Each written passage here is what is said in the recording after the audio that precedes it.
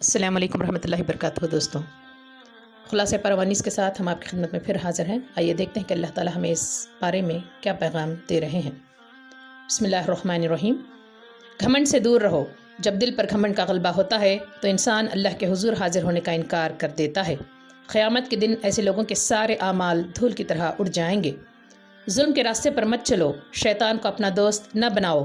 اپنی بھلائی چاہتے ہو تو رسول کا راستہ اختیار کرو، ورنہ ایک دن آئے گا کہ تم افسوس کرو گے اور اپنے دانتوں سے اپنے ہاتھ کاٹو گے۔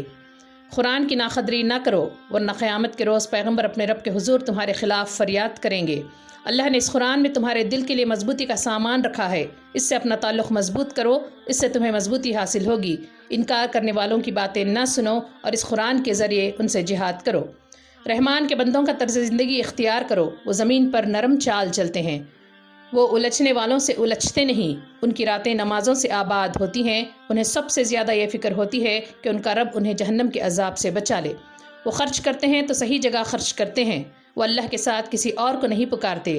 وہ انسانی جان کا احترام کرتے ہیں اور بدکاری سے دور رہتے ہیں۔ وہ جھوٹ کے گواہ نہیں بنتے اور فضول چیزوں سے اجتناب کرتے ہیں۔ وہ اپنے رب کی آیتوں کو شوق سے سنتے ہیں اور ان سے اثر لیتے ہیں۔ ان کی تمنا یہ ہوتی ہے کہ ان کی بیویاں اور ان کے بچے ان کی آنکھوں کی ٹھنڈک بن جائیں اور ان کا قافلہ پرہیزگاروں کا قافلہ ہو۔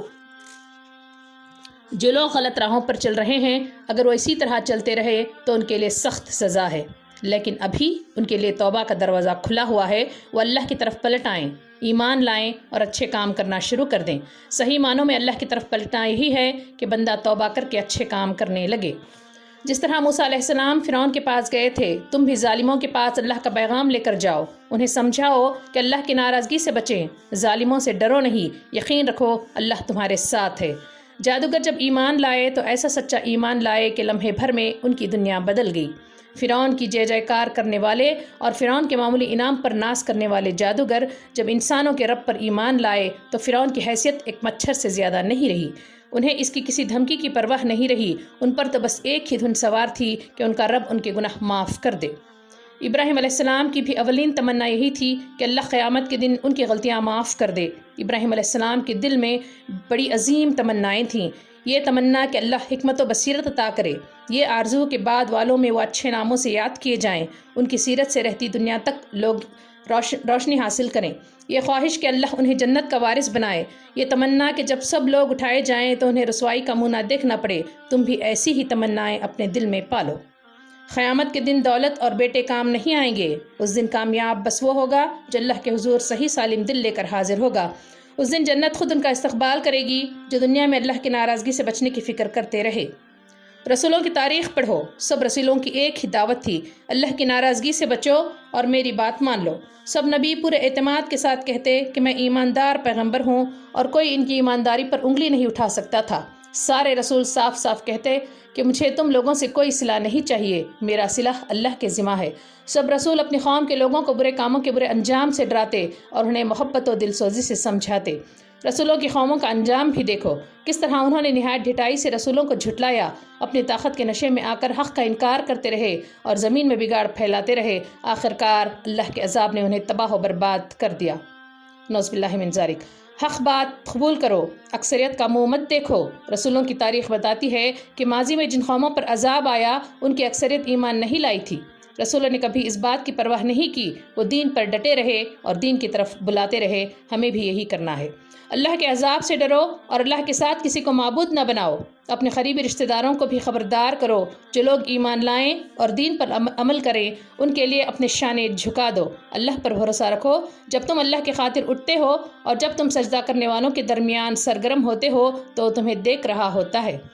جو لوگ شاعروں کے پیچھے چلتے ہیں وہ گمراہی میں رہتے ہیں، ہر وادی میں بھٹکتے ہیں اور ان کے قول و عمل میں تضاد ہوتا ہے، لیکن جو لوگ رسول کی پیروی کرتے ہیں وہ ایمان کی دولت سے مالا مال ہوتے ہیں، ان کی زندگی اچھے کاموں سے سجی ہوتی ہے، وہ اللہ کو بہت زیادہ یاد کرتے ہیں اور ان پر ظلم کیا جاتا ہے تو اپنے موقف پر ڈٹے رہتے ہیں۔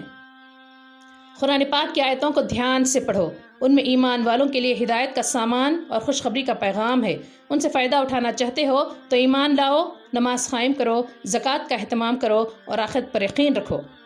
سلیمان علیہ السلام کو بس یہ فکر رہتی کہ اللہ کی نعمتوں کا شکر ادا کرنے میں کوئی کمی نہ رہ جائے۔ انہیں یہ دھن سوار رہتی کہ ایسے اچھے کام کریں جو اللہ کو پسند آ جائیں۔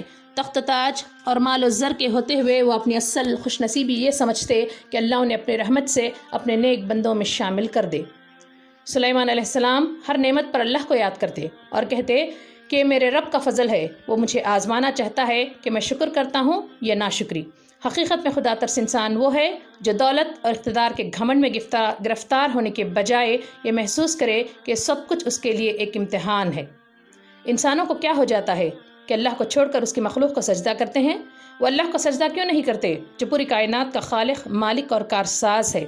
بات یہ ہے کہ جب شیطان غلط کاموں کو خوشنما بنا کر دکھاتا ہے تو شیطان کی پیروی کرنے والے اس کے جھانسے میں آ جاتے ہیں۔ شیطان انہیں سیدھے راستے سے روک دیتا ہے اور وہ زندگی بھر غلط راہوں میں بھٹکتے رہتے ہیں۔ ملک سبا کی ملکہ کو جیسے ہی احساس ہوا کہ وہ شرک کر کے ظلم کے راستے پر چل رہی ہے، فوراً تائب ہو گئی اور اللہ کے سامنے خود کو جھکا دیا۔ سمود کے لوگ بھی ظلم کے راستے پر تھے مگر وہ زمین میں فساد اور بگاڑ پھیلاتے رہے۔ انہوں نے رسول کی بات نہیں سنی، الٹے ان کی جان کے دشمن ہو گئے۔ اللہ نے انہیں تباہ کر کے رکھ دیا۔ لوط علیہ السلام کی قوم نے بدکاری کا راستہ اختیار کیا۔ اللہ کے رسول نے سمجھایا تو رسول کا مذاق اڑایا۔ اللہ نے ان سب پر عذاب کی آندھی بھیج دی۔ یہ تھا خلاصہ پارہ 19۔ انشاءاللہ کل پھر ملیں گے خلاصہ پارہ 20 کے ساتھ۔ اجازت دیں۔ السلام علیکم ورحمۃ اللہ وبرکاتہ۔